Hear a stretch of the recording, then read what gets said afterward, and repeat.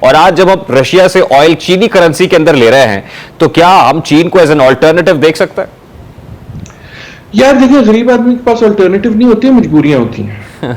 اس مجبوریوں کو آپ آلٹرنیٹو کہہ لیں تو آپ کی مطلب آپ کا ظرف ہے، میں کیا کہہ سکتا ہوں. لیکن جو بڑی حقیقت ہے وہ یہ ہے کہ ہم گلوبلائز ورلڈ میں نہیں ہیں. ہم ایک بدلتی ہوئی دنیا میں، اور ہم اس دنیا میں بھی نہیں ہیں کہ جہاں فیصلہ ہو گیا کہ آپ چودھری کون ہوں گے.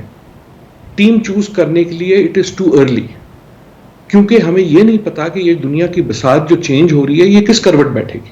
پاکستان کو اور دوسرے ہمارے ایسے ملکوں کو کوئی ایسا راستہ نکالنا ہے کہ جہاں ہم ہر ایک سے بات کرتے رہیں، اور جہاں پاکستان کا مفاد نظر آئے وہاں جائیں، لیکن کسی کو یہ نہ کہیں کہ یار ہم تم سے کٹی کر رہے ہیں کیونکہ ہم دوسرے کی سائڈ پہ.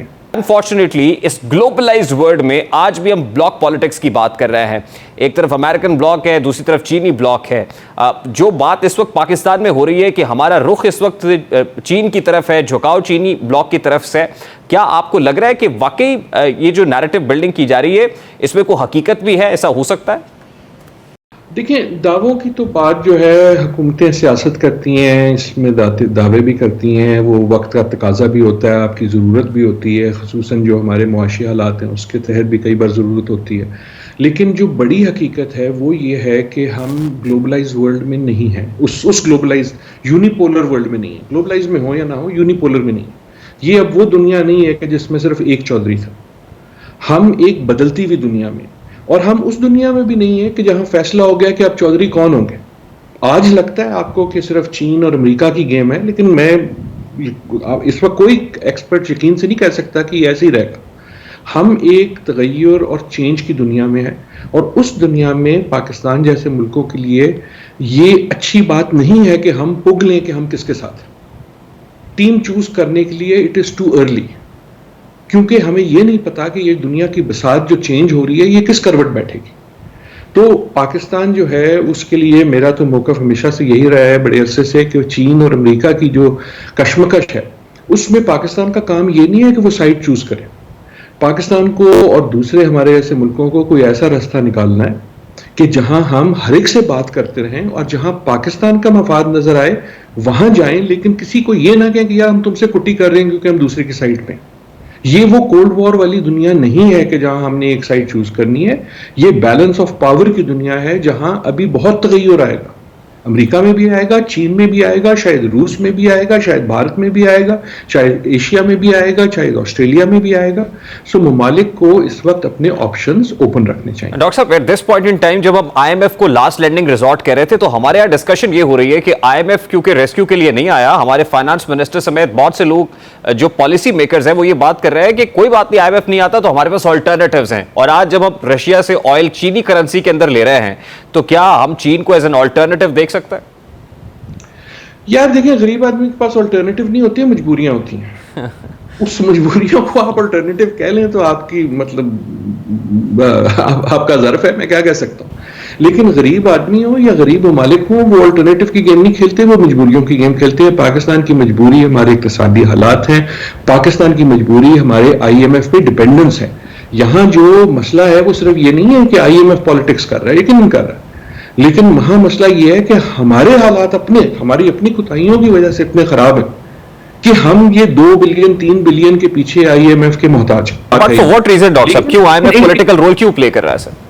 ایک پارٹلی اس لیے کر رہا ہے کہ دنیا چینج ہے، پارٹلی اس لیے بھی کر رہا ہے، میں یہی بات کرنے والا تھا، پارٹلی اس لیے بھی کر رہا ہے یار کہ دیکھیں اگر آپ پاکستانی نہ ہو تو آپ پاکستان کی معیشت پہ اعتبار کریں گے؟ آج جو خبریں آپ سارے دن بیٹھ کے ٹی وی پہ بات کرتے ہیں، ہمیں بتاتے ہیں، وہ باقی دنیا بھی تو سن رہی ہے نا. جو ہماری سیاست ہے آپ کے خیال میں آر وی کریڈٹ ورتھی؟ اگر ہم ایک شخص ہوتے، آپ اس کو قرضہ دیتے، اپنا پیسہ دیتے. سو ہماری اپنی، میں جانتا ہوں کہ میں سخت بات کر رہا ہوں، لیکن ہماری اپنی سیاست کی جو قیمت ہے وہ ہماری انٹرسٹ وردینس ہو گئی ہے. نہیں ڈاکٹر صاحب، اس کی وجہ اکنامک ریزنز ہی ہیں یا پولیٹیکل ریزنز بھی ہیں؟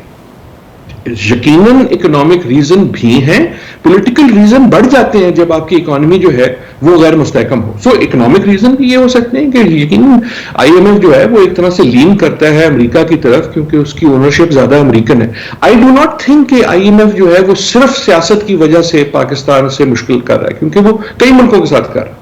لیکن یقیناً اس میں چائنا کا بھی ایک شیڈو آتا ہے. لیکن آئی انسسٹ اگین کہ ایسا نہیں ہے کہ صرف اس کی وجہ سے یہ ہو رہا ہے ورنہ سب بھلا چنگا ہوتا ہے. ڈاکٹر صاحب لیکن چین آج اس خطے میں بڑا امپورٹنٹ رول پلے کر رہا ہے. دیکھیے ایران اور سعودی عربیہ کے مابین ثالثی کرانے میں، افغانی وزیر خارجہ پاکستان آتے ہیں، پھر پاکستان اور افغانستان کے مابین معاملات کو ٹھیک کرنے میں، یعنی چین اس خطے کے اندر تو ایک میجر ایک سٹیک ہولڈر کے طور پہ اس لیے بھی کہ سی پیک کے راستے بھی اس کا پاکستان کے ساتھ انٹرسٹ جڑا ہوا ہے. اور پھر میں جو پوچھ رہا ہوں کہ چینی کرنسی کے اندر پاکستان نے رشین آئل، جو آئل کے کارگوز آ رہے ہیں، یہ آئل ڈپلومیسی کو کس طرح سے دیکھتا ہے؟